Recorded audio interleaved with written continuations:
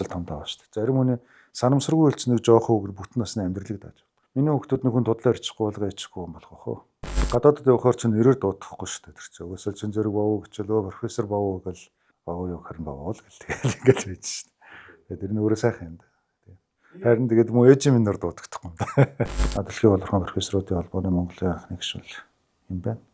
Тэгээ манайхан чинь нэг тийм нэг ном юм уу нэг юм нэ булан уншчихаараа хамт байсан нөхдүүдээ бол урдад өөрийнхөө нэрийг зоож байгаа хүнийг хүртэл хараа суучлаа. Энэ зэт үе чинь бий болгосон хүн нь та өөрөө байхгүй. Бид нар өөрсдөө байхгүй. Тэр үнэлж чадахгүй юмыг бол хариулна гэхэр чи хэмжээ байхгүй. Хэмжээ байхгүй маана ах юм бэ гэхээр харин. Гараа өргөсөн чинь чи хаанаас ирсэн гэсэн Эрдэнэт чинь шүү яриад байгаа юм чи хотоос илүү хоттой хөхтэй гэж цаад гүрвтэй ор гэв. Ингээ бодохоор зэрэг тэр үед чинь бас Эрдэнэ дээрээ жоохон бахархаас та. Одоо болтол Эрдэнэ доттойгоо дээс бас холбоотой. Жохот чи миний хот. Бэха надад анхны олон биш дээ. Ерөн зүгээр дурдвал. Түмний нэг зураг контент.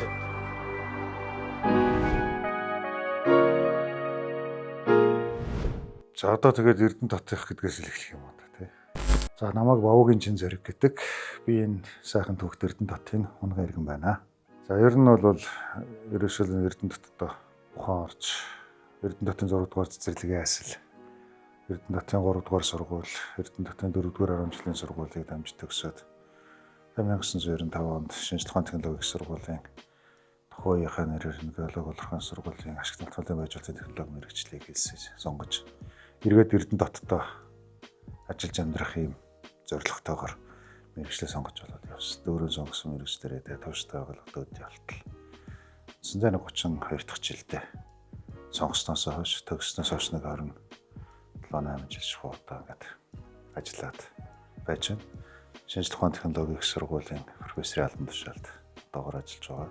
Ерөндөө төгссөн цагаас хойш агуулгын үйлдвэрүүдэд байжуулагч инженер, эрдэнэ төлөвлөлтөд термин машинист. За ингээд тодорхой нэг гэрэтээр зөвлөхөөр тэгээд ер нь ихэнхийг нь бол дандаа шинжлэх ухааны сургалт тал руу бол харуулсан. Гэхдээ манай нэг судалгааны хамгийн том онцлог бол дандаа үйлдвэртэйгээ уялдаад үр дүн нь дандаа улсын төсвийн болоод ер нь орны их орны одоо юу гэдэг төсөв бүрдүүл төгслийн чиглэлийн асуудлууд байдаг учраас өөрөө дандаа бодиттой үр дүнгууд гарч явдаг. Ийм нэг онцлогтой байна. За аав ээж хоёр бол аав Эрдэнэтийн анхдагч Бэрнлэн Бовоо гэж хүн байна. Эрдэнэтийн хүн эмнэлгийн анхны суурийг нь тавьсан. Эрдэнэтийн үндэсний үйлдвэр гэж тухайн үедээ байлаа. Үндэсний үйлдвэрийн анхны суурийг тавьсан. Улаан байжуулах Эрдэнэт үйлдвэрийн гэрэл сургуулийн хаангийн заводод ажиллаж байгаад өндөр насныгаа төрөлт гараад одоо мөн төрлөх хотод амьдарч байна. Ээж маань ялгаа авахгүй Эрдэнэтийн анхдагчийн 6 дугаар цэцэрлэгийн баслан анхнаас нь Булган аймгаас шилжиж ирэл ерөөсөө 6 дугаар цэцэрлэгтээ ажиллаад танд 30 гаруй жил ажиллаад өндөр насныхаа төртөл гарсан. Ээж маань одоо таньдаг мэддэг мандахчаа гэж уулзж байгаа харагддаг. Тэрийн сайхан л байдаг юм да. Ах トゥ тавуулаа. Яг ахтай 3 охин дүүтэй. Тэгээд өнөр маань ч гэсэн одоо бүгдээрээ бас салбартаа сайхан ажиллацгаагаад ингээд улс орондоо бас том хэмжээний бүтээн байгуулалтуудыг явуулж байна. Хоёр дүү маань техникийн докторийн зэрэг хамгаалсан. Нэг нь эдийн засгийн ухаанаар, нэг нь ангаах ухаанаар докторийн зэрэг хамгаалсан. За нэг дүү маань магистрийн зэрэг хамгаалж хаад одоо Эрдэнэ доттоос ажиллаж амьдарч байна. Ах маань мөн Эрдэнэ доттоо ажиллаж амьдарч байна. За ер нь төрсөн гэж болно. Энд чинь ерөөсөө аав маань 1976 онд томилогдож хурж ирээд тэгээд ер нь удаагүй тэрний дараахан бол би гарсан. Яг гарахтаа бол Булган аймгийнхаа төрхтөр бол төрөөд тэгээд наашаа хурж ирээл ерөөсөө энэ чэнэл ухаарсан л да. Хамгийн анх чинь бол тэр эцсийн буудлын урталт манай ээж яах байсан тэдний хашаанд бол манайх байжлаа. За дараа нь тэгээд Ахмадын дэлгүүрээр хамгийн анхны дэлгүүр байгуулагдсан. Яг тэр дэлгүүрийн ардталтай бодомж нь болохоор манай лавга өгш их орсолны. За тэгээд тэрний арай хашаа буюу нөгөө яг автобусны буудлын арай хаш. Ерөөсөө яг энэ шинээр хамгийн анхны тэр дотоод тойрог замыг бол бариулахад яг манай гудамжаар бол барьж байсан. Тэгээд энэ чинь байж эцсийн буудлын яг артлын автобусны буудал буюу тэр автобусны буудлын арай хашаач манайш аахгүй. Тухайн үед Баян өндрийн 51-9 гэдэг дугаартай байсан. Тэгээд сүүлдээ шинэ дугаарлалтаар Нарангийн 37-9 дот хашаа ус тэр хашаа байсан.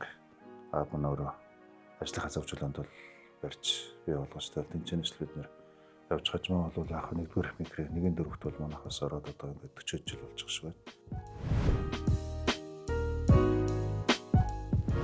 Одоо манай гудамжныхан ч одоо яг манай хөрш бол хоёр солигдсон. Тэгээ анх бол лаасвар ингэж цагдаагийн байгууллагт ажилладаг. Сувдаа гэдэг ихнэр нь тэгээд хүүхдүүд нь одоо манай Ямаа лавга гэдэг одоо зарим нь ч бас нэрийн жоохон мартаж байна гэдэг нартайгаа байж байгаа. Дараа нь болохоор Бүрүүд орж гэж энэ манай дивиз Эрдэнэт говийн дивизд ажиллаж байсан хашаач бүрүүд орж гэж нэг сайхан жоорлоо гэдэг ч хань байлаа. За тэгээ одоо тэр эддэг бас уулзаагаа судсан байна. Тэгээ одоо хэрлэнгээд олон улсын хэмжээний мастер баха бокс спортын хэрлэнгээд хүүтэй болроогаа тахантай за надтай ч 100 орхон гээд найз маань байна. Одоо ч гэсэн мэдхээр аяа нэг албаатад гэхэмчлэнгээр байж байна. За тэгээ хажмаа болохоор дамдан гэж бас нэг зэргийн дэвтрэнда сайхан гүшин байлаа. За энэ намсрынгээд хань байж байна. Гудамжныхаа бол бүгдийн тань тэгэл урдуураа явна.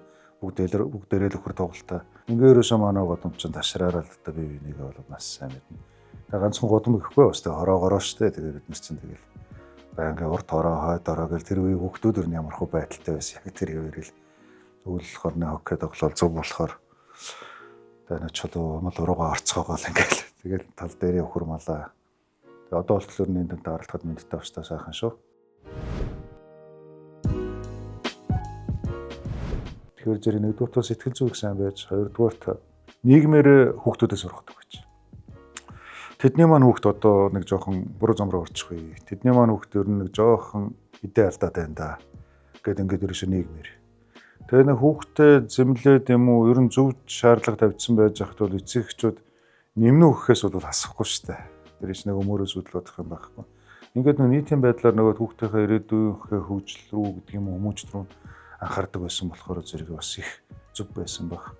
Өгөөдөл хов зөөгөөд очих юм бол хов зөөсөн зөөлгсөн хоёулангийн шитгэж штэ. Тэгэхээр хоёулаа шитгүүлсэн амтан чинь хэнийгээ дахиж овлох вэ гэж одоо тийм.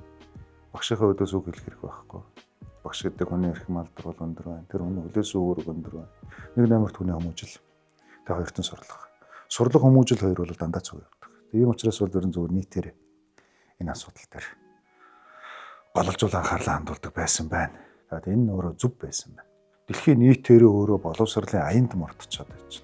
Тэр хүүхдүүдэд өдөр шөнөгүй яасаа ихтар шахаж байна тийм. Тэр хүүхдийн ирээдүг бэлдэх гэж шахаад байна шүү. Тэгсэн чинь манайх чи сурахгүй байж болно нэг дунд аваад байж хат болно. Тэгээд дунд авж байгаа хүн ирээдүйд сайхан амьдрал. Хизээч тийм байхгүй. Тийм боломжгүй. Яагаад боломжгүй вэ гэхээр чин зэрэг одоо ямар ч ангид ер нь статистик үзүүлдэг шүү дээ тийм. Нэгээс 3 хүүхдэл онцор. Сайн. Нэг 5 6 хүүхд сайн сур. 13 хүүхд дунд сур. Ингээд олон байгаа байхгүй тэр 30 хүүхдтэй ингэж. 2 3 хүүхд муу сурна бас болоогүй. Энд чинь ерөөсөө ингээд үеийн үед байдаг статистик одоо ч тийм. Тэднэрт багш нар адилхан хичээл зааж байгаа, адилхан хүмүүжлийн хичээл орж байгаа. Тэгээ энэ дотроос ялгарна шүү дээ. Тэгсэн чинь нэг дунд сурж байгаас нэг хоёр нөхөр ингээд хүний арга ий болж байгаад тухайн үедээ нэг жаахан нэг тийм хөрөнгөний баримжаатай болцсон байдаг ч юм уу. Эсвэл нэг хүн аргалаа сурцсан байт юм уу. Тэрийг болохоор амьдралын ухаан гэж андуураад байна. Энэ амьдралын ухаан биш. Нэг 3 хүүхдийнх нь онц сурдаг хүүхдийнх нь нэгэн дархинд орчихоор онц сурж байгаа дархинд орсон гэж үгүй шүү дээ. Нөгөөд ч худлаа магцсаар байгаад өөрсдөө дархинд оруулчихад дараа нь наригчин гэж ирээ явчих шүү дээ. Ингээ бодоод үзэхээр чинь тэр нэг ганц хоёр онц сурсан, тэр нэг сайн сурж байгаад сургалтаа ахиулсан нөхдүүд чинь өөрөө нийгмийн авч явж байгаа байхгүй. Цааталт нь зарим нь болохоор тэр өөрийн амьдралаа умартаад тэрийг хүмүүс нэг золиослно гэж үгүй тэр үнэ сонгосон амьдрал байхгүй да. Тэг чи ямар ч золиос байхгүй.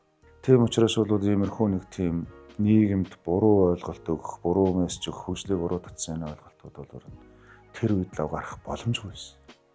Тэгэхээр зэрэг би нийтийн хүмүүжилт бол эцэгхэн дэрчгээр анхаардаг гэж би эндээ итгэдэг гэж. Манай хүүхдэд энэ хүн буруу юм хэлэх хүн биш гэдэг үгийг бол би маш олон хүнээс сонсч байна. Жохон багт. Хичнээн жохон байлаа ч гэсэн бага байлаа ч гэсэн хүмүүсийн хэлсэн үгийг бол айлхаар тийм тусгаж авдаг байсан нь одоо бас нэг аав ээж юм аа. Хэлж өгч ирсэн нэг даваа тал байж ч магадгүй. Энэ дээр юм яа ч гэсэн их үүрэг үүсгэж ирсэн л та. Миний хүний өгсөн сонсож байгаарай. Тэг авахгүй их хоноор хандж байгаарай гэж.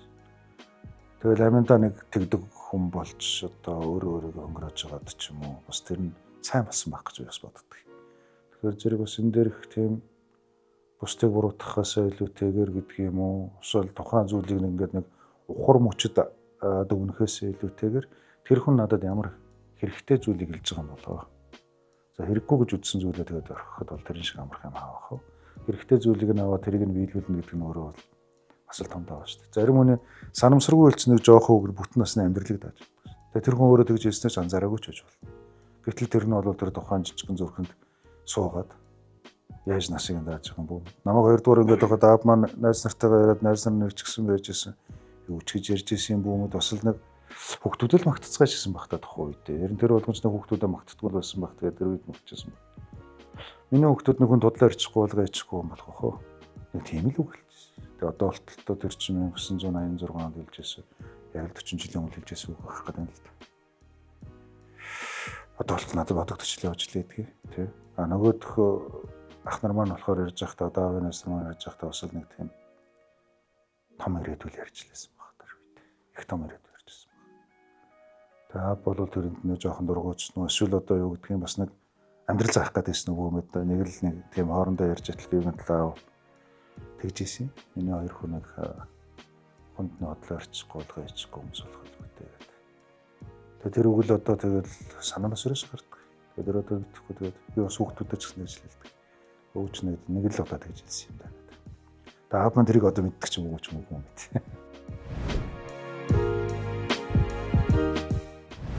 Ахмад хүн гэдэг нас бол хүндэтгэлийн харилцааг бол багаас нь суулгаад өгсөн. Яах гэж том хүний үг сонсоод байгаа. Яах гэж том хүний өмнөөс юм ярьж байгаа чи. Ингэж болдгоо юм минийх үү. Тэрээс бүх зүйлүүдийг ингээд нийгмийнх нь стандарт руу тэр чинь нийцүүлж өгж байгаа болохоос хүүхдээ 20 цагдаад байгаа биш байхгүй. Барууны соёл иргэншилсэн шал өөрсдөө. Хүмүүс ч ярихаараа зэрэг баруунд чинь хүүхдүүдээ ингээд найзтай адилхан байдаг эцэг эхчүүд мэгчүүд гэл яриад байгаа юм. Би бас ойлгодгүй. Хүүхдүүд чинь ээж аваа хэрэгтэй байна шүү дээ. Тэгсэн чинь дөнгөж төрүүлчихвэл нөгөө чинь төрсэн цагаас нь найз нэ гэдэг ингээд. Тэр эцэг эхийг нь орлох юм. Тэр хайрыг хийн өгөх юм. Тэр хүмүүжлийг хийн өгөх юм. Хүүхд чинь найзгаа өөр болох хэрэгтэй байсан. Одоо бид нарт өөрсдөө тийм үүрэг бол бидэнд байгаа байхгүй. Тэр үүргээ бид нар ухамсарлаж чадахгүй. Сэтгэл зүйд маань өсчихсэн байж байгаа нэг хачин дагуулга байна. Нэг хүнийг одоо хүүхдээ сургахын төлөө нэг багш зандарсныхын төлөө за магадгүй нэг гэмтэл учруулахааргүй хэмжээнд нэг одоо тэр бухимдлаа нэг тест дийлж чадаад ингээд нэг тодорхой хэмжээгээр биед нь өрсөн байх юм тийм. Тэгэнгүүт л ерөөсөө тэр хүний чинь одоо ингээд алаа ядагч нийгмээр нь жигшүүлээд ингээд. Гэтэл нөгөөдхийн юм болохоор яг хажууд нь байгаагүй мөртлөө дагаад явж байна гэдэг чинь манай боломжрол хүмүүжлийн асуудал олондоо орцсон шинж. Энийг бол жинкс дуурлал гэж хэлэх баг. Яагаад тэр багш тэр хүүхдэд бухимдаад байгаа юм бэ? Хэрвээ тэр хүүхдийг өөрийн хүүхд шиг үзээгүй байсан бол тэр бухимдахгүй шүү дээ. Нэг сайхан зөвлө хамгийн их одоо ч тийм хамгийн их ийдэг нь хотлоо харьцдаг хүмүүс ус их гараад ирсэн байна шүү дээ хүүхдүүдтэй. Нэг хийлдэг л харьцаал. Нөгөө л нэг тийм эвгүй нэр өөртөө зүүчихгүй тулд нөгөө хүүхд ихтерхий өөрөмсөг биш болохоор зэрэг их хийлдэг харьцаж шүү дээ. За энэ хүүхдтэй нэг харьцаал өнгөрөх. Ийм болохоор ч зэрэг энэ дотор ч хүндлэл оршихгүй болчихж байгаа байхгүй. Тийм болохоор зэрэг тэр тухайн үеийн тэр ахмад настай хүмүүс ялангуяа тэр үед чинь бөөгнө гэдэг чинь эрэгтэй хүүхдүүд бөөгнө шүү дээ. Эмэгтэй хүүхдүүд бөөгнөхгүй шүү дээ. Энэ хэд маань бөөгнж байгаад нэг буруу зүйл хийчих вэ гэдгийг нь тэр доор нь өөрийнхөө ахмад хүний хуваар, эцэг хүний хуваар өөрийн ухамсараараа за их хүний хуваарч тэр дор нь тэр үед нь саарамжуулж шүү дээ. Магадгүй тэр үед нь юу хүүхдүүд айгаа богноролтой дөрөв ашиглал нөгөөдөл нь ингээд тар зүхтайгаал нөгөө тэр үедээ тэр хүндээ нэг тамхи татах гэж юм уу тийм ээ. Эсвэл одоо нэг ямар нэгэн байдлаар нэг жаахан тийм зүггүй зүйлүүдийг хийх гэж төлөвлөж байсан төлөвлөгөөг нь сарниулаагүй байсан бол дараа нь бас нэг насаар нь уучлахааргүй нэг тийм санамсаргүй тохиолдол хүртэх юм байна.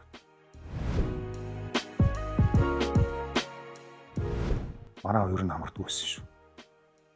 Үйлчлэгээнд чинь яг ялангуяа хүнсэнд орсон заа тэр эмнэлэг болов уусаа тодорхой. Ерөөс мөнхийн дуудлага. Тэр үед ч. Тэр үед чинь би ч бараг мэдээ ороогүй байсан. Хүнсний үйлдвэрт ингээд анх зүгээр шоуны тавиад орж байна. Өглөө нэг 5 өнгөрөөгөл гардгийг. Заримдаа нэг 6 өнгөрөөгд гарна. За орой бол өөр бид нарыг унтцсан байх тэр. Заримдаа 2 3 өнгөөр тэрвэрдэг. А тэгээд яг нэг ойр зуур нэг зуны явуулралт ч юм уу бид намайг одоо биднийг амарсан байх үед ойр зуур нэг тэрвэрт яваад өглөө яваад орой хөөж ирэх ч байт юм уу тийм. Улаан толгой ургалтай чиглэлд яваад ингээд ирэхэд нь бол ер нь бол явна шүү. Яаж ч байгаа л явна. Тэгээд миний нэг онцлог нэг дагах юм бол сансандаа хөрнө. А дагахгүй бол дагахгүй. Флаг дагаад явах чинь тэгээд хүнсний үйлдвэрийн бүх ах нарцсан тэгээд тэнцээс намайг ус гүйцэлж намайг ч явах дээр бид нэг хийнийхээ хүүхдүүдийг тэгэл бүгдээрээ л эрхлүүлээд мөн алгаа авахгүй тэгэл явчихна. Хүүхдүүд нь орондоо бас цаахан найз нөхдүүд болчихно. Тэгээ нөгөөд нэг залуу одоо гүрүшг гэж ярина те манай ач гэсэн ах нар ч юм уус их тохойдоос ингээл бүүцэлэл явчихна. Заримдаа нэг жоохон шоглоно. Шоглоно гэдэг нь болохоор зүгээр л нөгөө хүүхд эрхлүүл шоглож байгаа юм биш үү? Түүнээс бол тийм мухагаар болоод ирсэн биш. Тиймэрхүү байдлаар бол ер нь байнга шүү. тэр машины өнөр чинь бол тэгэл ерөн санаанаас гарахгүй шүү дээ. Болж игэл нэг хаазан дээр нэг гიშгэл нэг консон дээр нэг гიშгэл үзчих нэг араа сольчих гэсэн бодлууд бол тэгэл угаасаа хар багасаа сурчин тэгэл дугуй солихт нэг болтын төхүүлэхээс ахуулаад л тэгэл нэг хэрэгс нэг төлхөр болчих юм бол нөгөө төхөр нэг энэ тент болтонд харуулж үзэл юм тэгээд тэр шиг сайх юм аавах уу.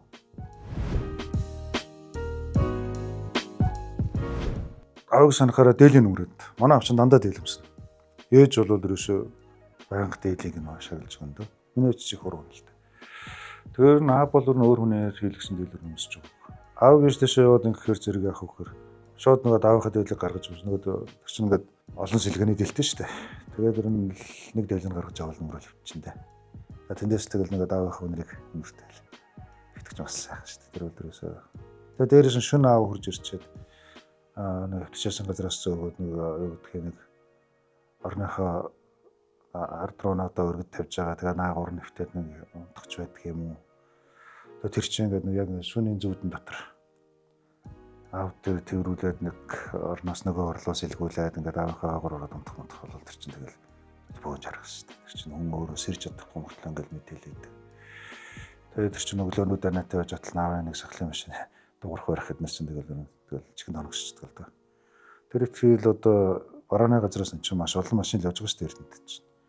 Тэр машины дунд дотроос чинь машиныханд бол шал содон шүү дээ. Ер нь содон шүү.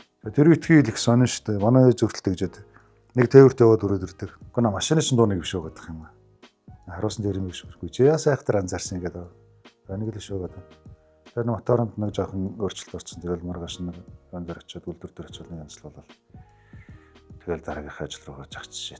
Тэгэхээр чинь тэр их содон.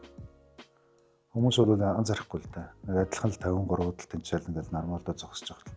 Нэг л машин содон шүү дээ дотор.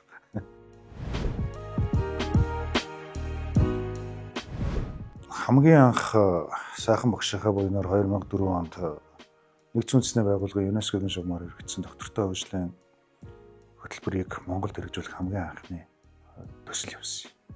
Тэгээ нэг 3 газар болоод ороод тэрэн дээр манай геолог тухайн үеийн олонхан инженерийн сургууль шалгараад тэгээ сайхан багшийнхаа удирдлагаар тэр төсөлд оролцож байхад тэнцээ нэг юунд тэмдэглэгдсэн юм байна л да. Нүбийн нөгөө архивт орд юм байна л да.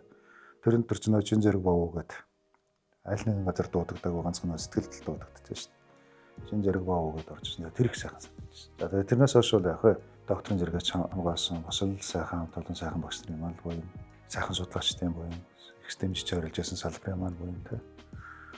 Тэгээд олон сайхан зүйлүүд бол тэрнээс хойш бол өөрчлөлт байгаа юм л. Тэгээд дээрээс нь олон улсч гэсэн. Одоо ингээд гадаадд явахаар чинь нэрээр дуудахгүй шүү дээ. Тэр чинь угсаа чин зэрэг бовоо гэчлөө профессор бовоо гэл аавын нэрээр л дуудана.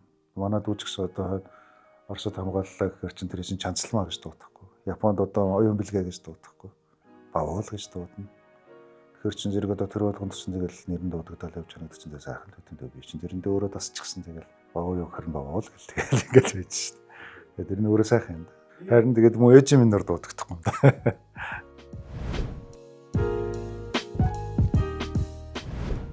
Чадахгүй шүү дээ. Нөгч чадахгүй шүү дээ. Тэр чинь өөрөө сэтгэлээс гарч байгаа юм байж. Үнэлж чадахгүй шүү дээ тэр ээж. Хүн үнэлдэг бол хариулах байх. Тэгэхээр үнэлж чадахгүй юмыг бол хариулна гэхэр чи хэмжээ байхгүй. Хэмжээ байхгүй маань авах юм бэ гэхээр харин. Тийм учраас амьдрал хайр дээр тогтож байгаа шүү дээ. Дэлхийн уулуурхан профессоруудын холбоо гэж үүдэг.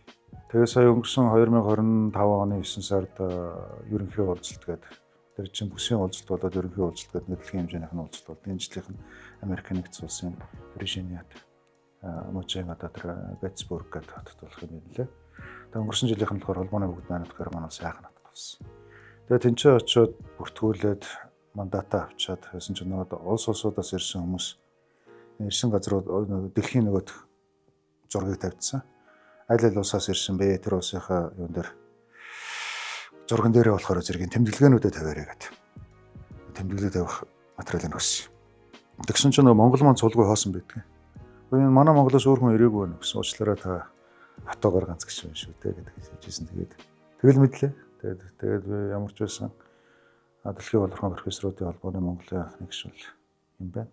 Гэхдээ надад анхны олон биш дээ. Ерөн зүгээр дурдвал. Би Монгол улсын хамгийн анхны доктортой хөгжлийн доктор шүү дээ. 2011 онд хамгаалсан. хэлдэг болохоос их ярьдгүй. Тэгээд жаахан дурдуулж ялзаад юмнууд би.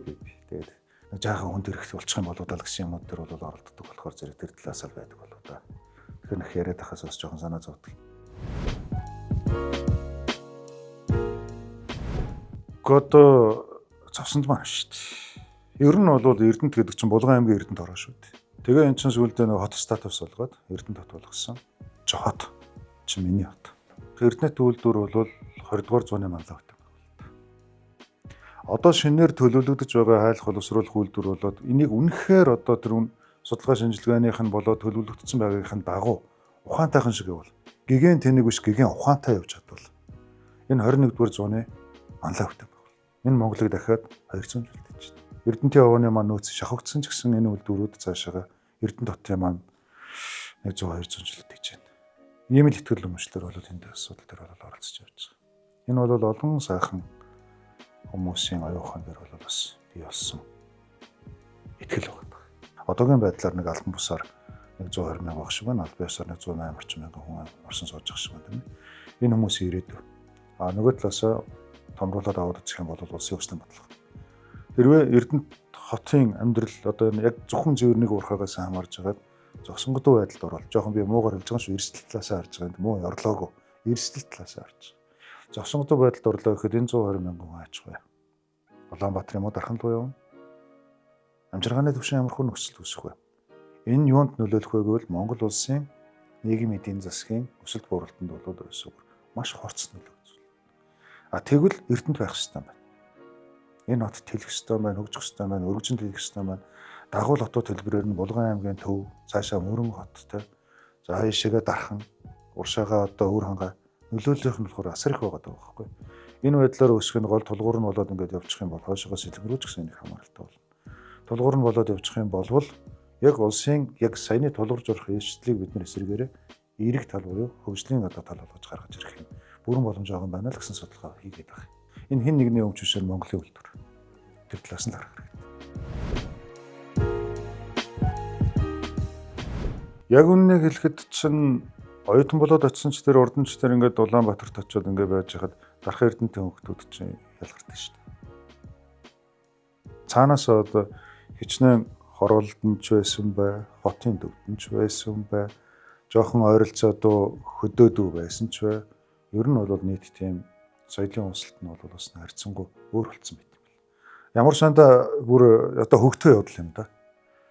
Орос 1-р курст орчод байжсэн чинь орос хэлний багш маань 2 хуваадаг байхгүй. Тэгээд бүрээд долгорж өгöd багшээс. Тэгсэн чинь анги манайх чинь 32 хүүхэдтэй. 16-16-гаар нь хойрлж авах гэдэг юм байна. Тэгэл ингээл авч яснаа. Хөөш манай миний гүрөвт нөө долгорж багш маань хэлж байгаа. Хөөш миний гүрөвт чинь одоо ингээд хараад байсан чинь баах Улаанбаатарын хүүхдүүд болцсон байна. Одоо хөдөөний хүүхдүүд авна. Тэгэл. Тэгээс чинь хөдөөний хүүхдүүд өөр одоо энэ үлдсэн нөгөөд нэр нь наашаа орж ирээгүй 13 хүүхд авцсан байсан бол үлдсэн хүүхдүүдээс нь хөдөөний хүүхдүүд хаа байна гэдэг чинь. Гараа өргөсөн чинь чи хаанаас ирсэн гэсэн Эрдэнэт гэсэн шүү яриад байгаа чи хотоос илүү хотын хүүхд гэж цаад гүрвтэй ор гэдэг. Тэгээд шилжүүлээд оруулж ирсэн. Тэгээ утгаарчин зэрэг бол тэр орос хэлний бүрээ төгссөн шүү дээ. Тэр ч одоо өөрөө оросод байсан гэж хэлдэг. Эрдэнэтийнх гэхээр зэрэг ерөөсө хөдөө гэж бүр огтын явж үзэхгүй тэр итгэл чи юу л хотоос илүү хотын хүүхдүүд чи цаад гүрвтэй орж игээд ингээд хөөгөөд тэгээ би сараа өгшийнхээ гүрвт орж илээ тэ. Ингээ утгаараа зэрэг тэр үед чинь бас Эрдэнэ дээрээ жоохон бахарх хэвээр. Энэ бол ер нь бас нэг орсон соёл юм шиг. Ерөөсө 3 дугаар 8 жил чинь 1-3 дугаар ангид маань яг аав шиг заасан багш маань явж зүрх ингэж багш байгаа. За тэгээ дунд ангийн багш маань намайг 4 дугаар ангиас 8 дугаар анги төгсгөж 5 жил өдөрсөн маань болохоор жагдмаа багш маань бол байж байна. Ер нь хүнд нэг хүн байх юм бол хэрэг чи яг ийм байх ёстой гэж ер нь хүүхдүүдэд хэлээгүй байх. Гэхдээ ийм хүн нийгэмд бол ер нь хэрэгтэй байна гэдгийг л үлгэрэлчихсэн. Тэр хүн юу зааснаас илүүтэйгээр тэр хүний биеэрээ үлгэрлж байгаа зүйлээс нь хүн өөрөө юу тусгаж авах вэ гэдэг нь чухал байт юм болов гэж би боддгийг. Тийм учраас бол одоо зүгээр хүмүүс чинь заавал нэг гарнаас нь ураад хажууд нь суулгаад хэлснийг бол илүү гэж бодоод багш байна. Нөгөө талаасаа тэр үлгэр дуурайл авах хүмүүсийнхаа төрхийг харахад ер нь хандж болчдөг юм дөө. За бас багш нараараа зүгээр нэг нөхөн дашрандаа нэг бахархчлаа гэхэд чинь Монгол хэлэн дээр манай ашигтай багш Баасан хөө гэж бас нэг сайхан багш маань байсан. Эрдэнэ жимэг багш гээд тухайн үед их сайхан залуухан багш нар. Дөрөн дөнгөж төгсөж ирээд удааг байсан. Тэгэхэд бол өөрөөсөө Монгол хэл гэдэг зүйлийг бол бидэнд аюулгүй сайн заасан байт юм байна.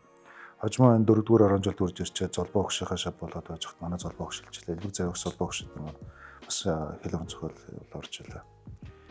Гэхдээ ер нь суурь чинь нэлээд гайгүй тавьдсан байх ч бай та хэд чинь ямар багш нар орж исэн юм бэ гэж 9-р ангид байж хат манаас уучлаа. Тэгэхэд тэр үед чинь бас л тэр сайхан багш нараа сайхан ч багш нар байсан. Тэгээд сайхан багш нараас тэгэл өөр ирэхгүй л гарахдаг юм байлээ. Тэгээ одоо таарлцсанхгүй их удаж чинь тэгээд одоо баярлаач гэж чадаагүй л явуулсан. Тэгээд тухайн үед амьдарч байгаа нэг жоохон үедээ энэ хүмүүсийг бас мартчихгүй хүн шиг дараагийнх нь үед нь залгуулж байгаа бол хүн нөгөө түүхээ мартахгүй хүн шиг байх юм бол ирээдүгөө бас нэг яаж үтэх вэ гэдэг нь арай тодорхой юм шиг байна.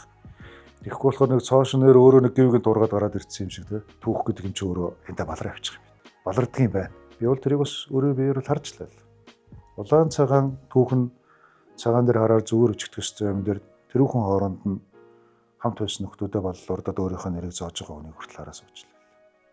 Тэгээ тэр нь ямар хүн байд юм бэ гэсэн чи ер нь нэг жоохон тийм таарах нөхдүүд л гэдэг. Цаг үеийн хувьд бол өөр, сэтгэхүйн хувьд бол жах өөр шүү. Өөр. Хүнийг хэмжихийн тулд ангилаад байгаа. Хүн нэгдлийн үед альфабетта Z одоо юу гэдгийг ийм гамма мама гэсэн ангил байгаагүй. Дундад зүүн тийм ангилж байгаагүй. Сүүлийн үед бол энэ философи болоод нийгмийг одоо хэмжирүүлээ орохын тулд одоо энэ янз бүрийн үе гаргаж ирээд байгаа. Тэгэд нэг үе гаргаж ирчээ тэр үе давхаргаа одоо юу гэдэг Z ч гэдэг юм уу Z үеийн юм тийм уучлаарай. Энэ Z үе чинь бий болгосон хүн та өөрөө байхгүй. Бид нар өөрсдөө байхгүй. Тэрийг төрүүлсэн эцэг их нь байхгүй. Тэгэхээр тэр хүмүүс өөртөө төрүүлчихэд, өөртөө хүмүүжүүлчихэд, өөртөө үлгэр дуурайл болчиход тэгээд нэг алдаа гаргахаар нь зэрэг одооны хүмүүс гэж ярьдаг бол ерөөсөө зовжгүй юм шиг надад.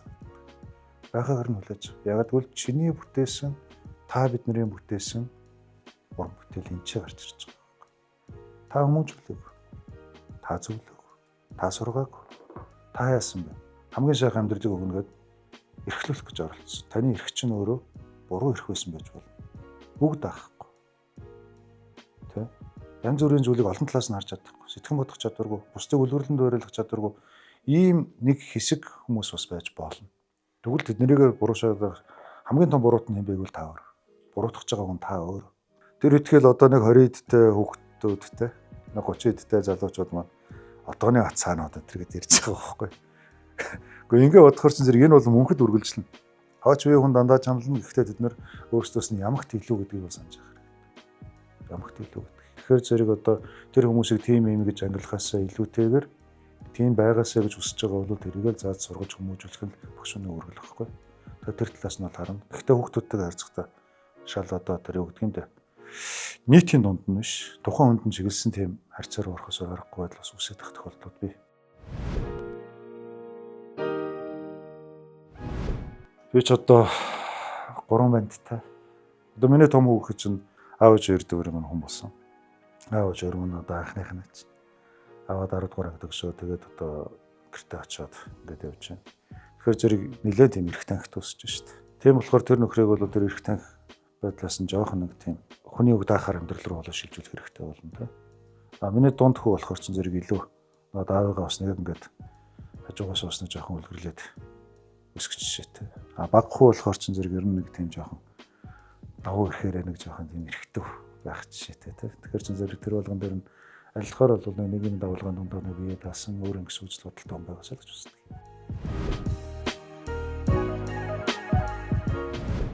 Бид хэрэглээний сэтгэлгээний соёл иргэншилтэй болоосоо гэж боддог. Сэтгэлгээний соёл иргэншилтэй болсон цагт бол хэрэглээч өөрөө тэрийг дагаж бий болдог зүйл. Одоо бол хэтэрхий материалын ертөнц рүү шүтгцэн байгаа болохоор зэрэг тэр талаас хараад. Сэтгэлгээний ертөнц рүү шилжээд ирэхээр зэрэг энэ чинь бол аяндаа өөрөө хөгжлөлт хөтлөө явчихна. Хэрэглээнийхээ соёл иргэншлийг аяндаа зохицуулаад явчихна. Зөв зөвтэй хэм хэмжээр нь өөрөө өдөртөө явчихна.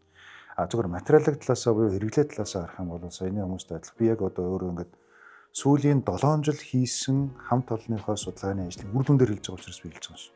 Эрдэнэт өнгөрсөн одоо шинжилгээний академийн техник технологийн багж болгон ч гэсэн бас манай Эрдэнэт хотод анхудаа оролдлоо. Би бас энэ академийн нараас бахархаж байна. Үйлдвэрийн нараас үргэлжил бахархаж явдаг. Тэгэхээр эдгээр бол нэргүй бааtruуд. Энэ бааtruудын бий болгочихсон байж байгаа өнөөдрийн хэрэглээг сэтгэлгээрүү шилжүүлэхийн тулд шинжилгээний үйлдвэрлэлийн уялдаа гэдэг юм өөрөө гарч ирэх юм аа. Тэгэхээр шинжилгээний үйлдвэрлэлийн уялдааг бий болгосон одоо ийм хотыг бий болгох юм бол Эрдэнэт ирээдүйн дээрс гарч ирнэ. Яагаад гэвэл байгалийн нөөц өөрөө хязгаартай байд. Ялангуяа энэ бидний нэг шавхуудах нөөц гэж яриад байгаа зүйл нь хязгаартай байд. Бид зөвхөн өнөөдөр яг энэн дээр л тулгуурлал хамгийн майнд өгчөөд. Өнөөдөр дэлхийн зах зээл дээр нэг томоохон улс гүрнүүд дахиад манай Эрдэнэттээс илүү одоо нэрлэгдээд байгаа ойдлогоос илүү 2-3 ордыг л ашиглалтанд оруулахад дэлхийн засгийн зах зээл дээр бол аюул том савлгаа үүсгэж шүү дээ. Үн унаа шүү дээ. Үн унаад ирэхээр энэ өссөн байж байгаа зардал ч өөрөө буухгүй байхгүй. Энэ зардал буухгүй гэдгийг ерөөсөө манайхан орлого яриад байгаа болохоос зардлаа ерөөсөө орд тас болтолцсон. Би өндөр цалинтай байж болно. Өндөр цалингаас илүү давсан зардалтай байж хахад бол би ядуулах байхгүй. Би бага цалинтай байж болно. Зардлаа зөв удирдах чадаад зөрүүгээ би хоригдлуулж чадчихвал би баян хүн болж гарах гэдэг шүү дээ. Орлого ихээр ус зардлын багаар баяждаг юм аа гэж. Тийм учраас бол ерөөсөө тэр ийм байх юмсан, тийм байх юмсан, Нью-Йорк шиг болох юмсан, захиурын дэш шиг болох юмсан гэд ярихаасаа илүү тэгээд яг ярьж байгаа бол үнэхээр сэтгэлдсэн байвал бити яар тэрийгэ зүгээр хийх алхмаа л гэж. Зөв сонголтол хийлээ. Улс орнууд 200 жилээр хөгжлөө төлөвлөд байна шүү дээ. Бид нар 20 жилээс харж чадаагүй шүү дээ.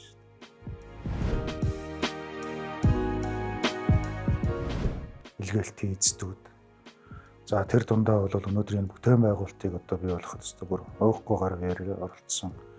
Үе үеийн одоо сайхан уур хаачт Эрдэнэт хотын унган уугуул, суугуул бүх хүмүүстээ энэ сайхан хотынхаа 50 жилийн өмнөдийг хүргэе. Эрдэнэт хот бол өнөөдөр Монголын байтугай дэлхийн жишг болох үс хэмжээнд хамгийн урт удаан хугацаанд сайхан оршин тогтнож байгаа уурхай тогсон хотын нэг бол гарцаа байхгүй бол мөн байх болно. Тэгэхээр зэрэг энэний заалтад бол бид нар өнөөдөр шахагдах сайхан бор уулынхаа буйнаараа биш үнэн дээрээ тулгуурласан одоо шахагдахгүй оюуны нөөцөөрөө бол ажлахын одоо их сайхан босох бол энэ ч бол болж байгаа байх.